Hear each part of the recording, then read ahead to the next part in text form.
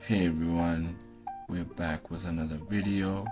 In this video, we'll be focusing on the engine we took out from the previous video. So from the E30, the M10 engine. Here you'll see me draining the engine oil and prepping for me to be able to take it apart. So here you'll see us starting with taking the tappet cover apart, taking it out so that we can be able to access the head bolts and be able to take the head out.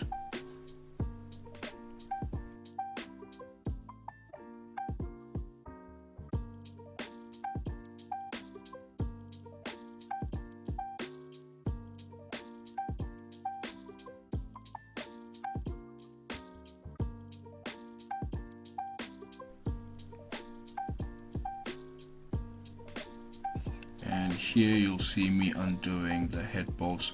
I'm starting from the middle and then going in the cross pattern, as you would tighten the head bolts when you actually putting it back together, just so that we don't warp the head when we're taking it apart.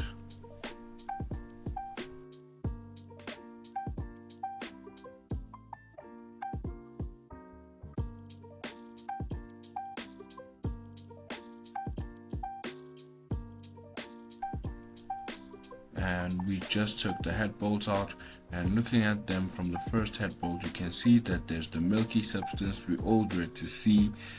This means that we have been mixing oil and water, and it shows because when we were running the car was smoking quite a lot, showing that there has been some oil in the cylinders or either coolant. So it's a good thing we took the head apart so that we can replace the head gasket as well.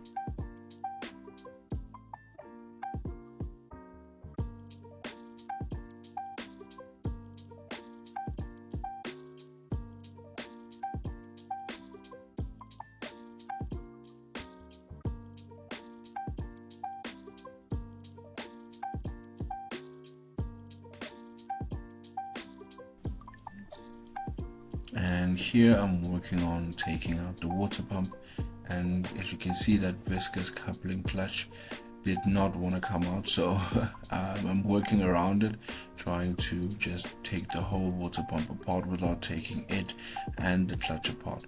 I actually was able to do that and move on with the crank pulley.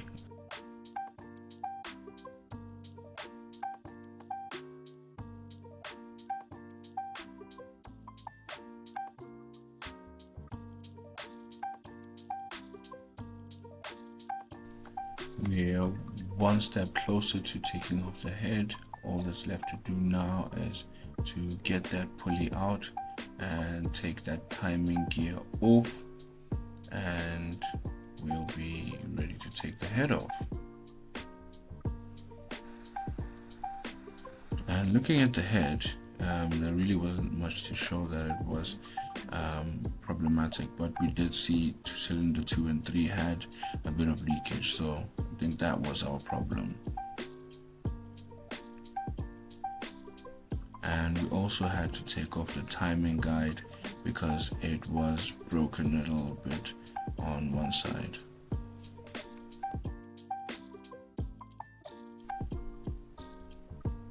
Well, moving on from the Beamer engine, I had a little bit of a problem with the Kadett where the speedo cable had broken off, and I wanted to replace that because the speedometer was not reading. So right there is where the speedo cable goes into the gearbox, and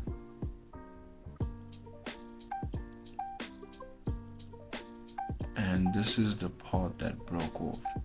So you can see where it snapped off, and we want to replace it.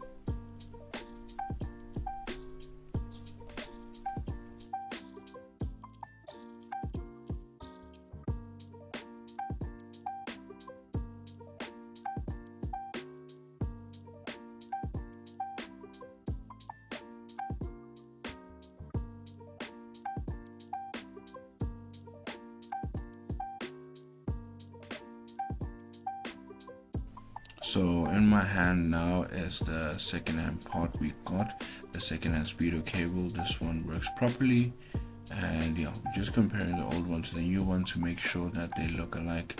And now this is where we'll be installing it. So inside the dash, we need to take it apart because that speedo connects directly to that gauge in the gauge cluster.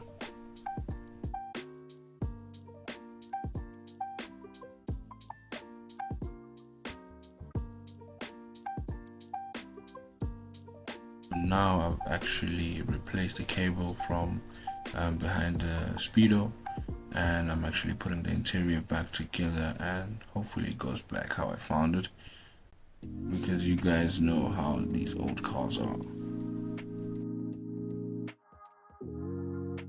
So I decided to do some maintenance checks on the car because it wasn't running right. It was kind of misfiring. I decided to check the plugs. Cylinder number 4 was looking very wet, and while we were there, checked the water, there was no water in the car, and decided to check on the cover, and I found the milky substance that we all dread to see. If you know what this means, then you know that the head gasket has failed, and now we have a bigger problem on our hands.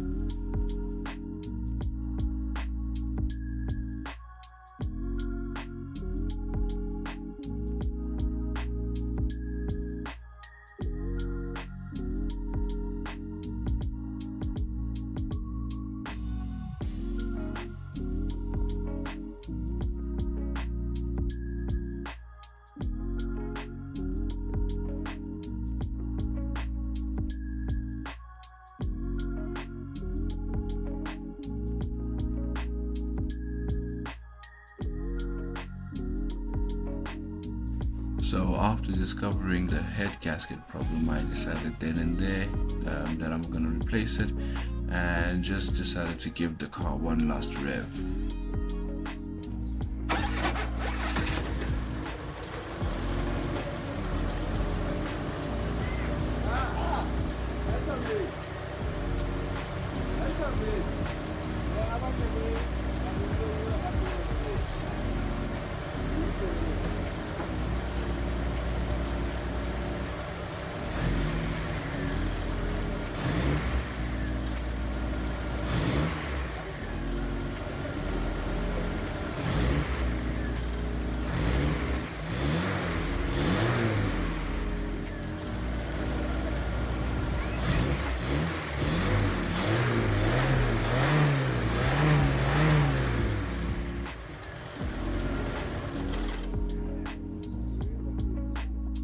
So the work begins on taking the engine apart. Yes, there's quite a few people there, but most of these guys are just spectating, and they're also just trying to learn. So don't mind them.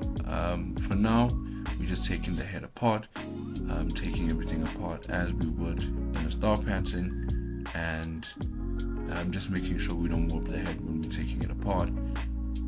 And also just taking off the smaller little things that would be in our way for when we want to take the head out.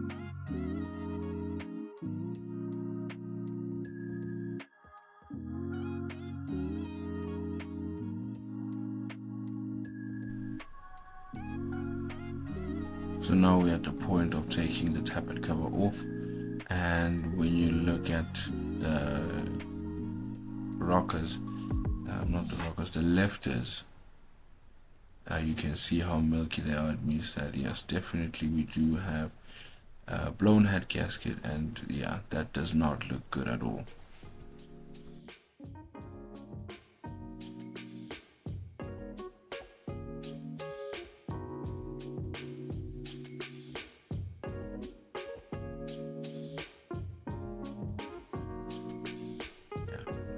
draining the oil. It does not look good. Is anybody up for a milkshake? Because I have 10 liters of milkshake right here. If you look at it, it's crazy brown. I don't know how it got like this, because just recently rebuilt this engine, but I think we find out later in the video what is actually the problem. Also, we hope is the problem.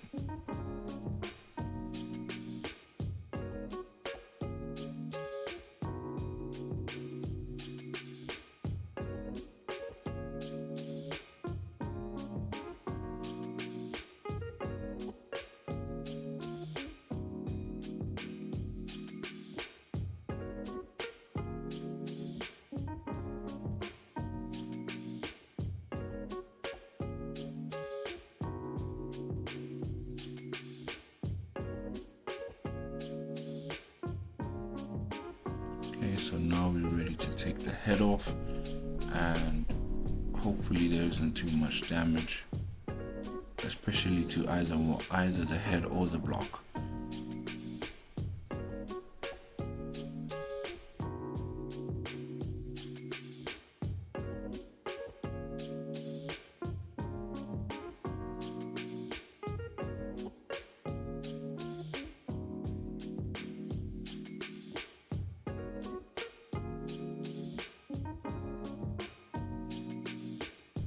So we kind of saw that there was a small little hole on one of the water channels in the head, so we decided to just sand it up a little bit, and from sanding it up we're going to add a little bit of some putty that's very strong and turns into solid when it's fully dry. So we adding that little putty just so that we widen the gap between the cylinder and the water journals, and hopefully that will solve our problem to some extent, or to a full extent. But we just don't want to be taking this head back to the engineering shop because we actually did it before.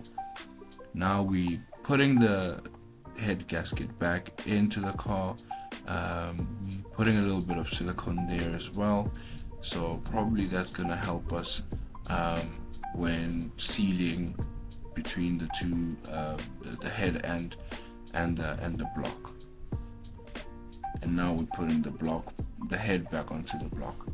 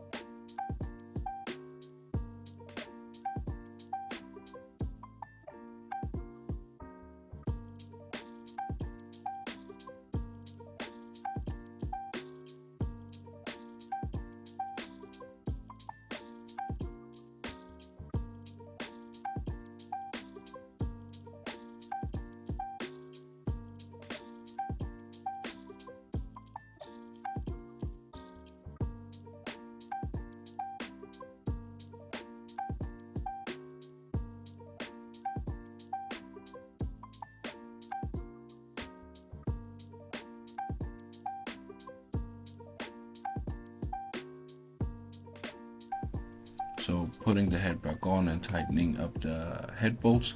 The torque specs for this I got from the internet, and it has 4 stages, where first stage is 25 Newton meters, and the second stage is 90 degrees, third stage is 90 degrees, and the final stage is another 90 degrees.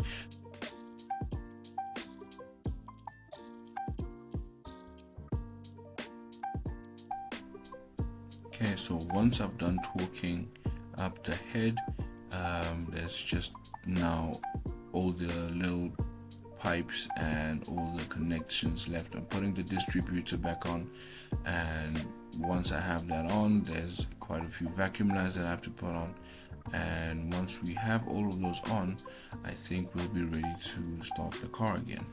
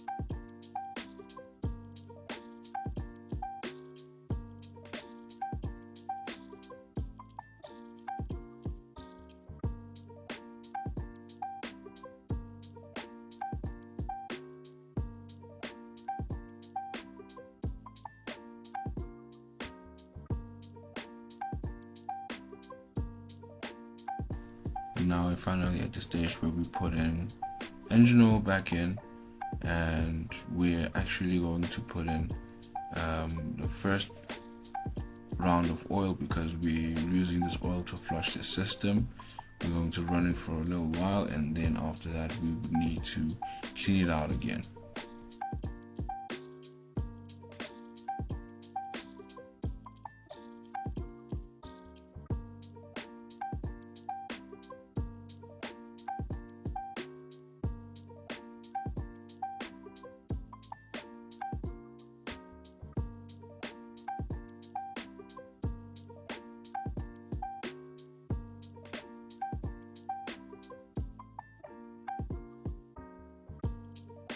And after connecting the last bits and pieces, we're ready for our first start.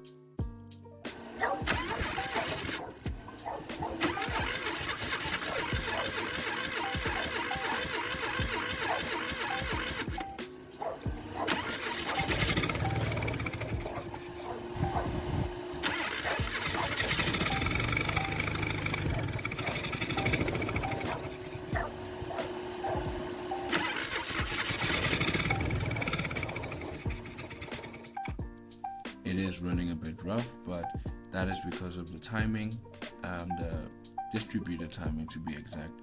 And once we have actually listened to it that it's actually running, we're actually going to be setting that just in a few moments, and it'll be running a lot smoother after that.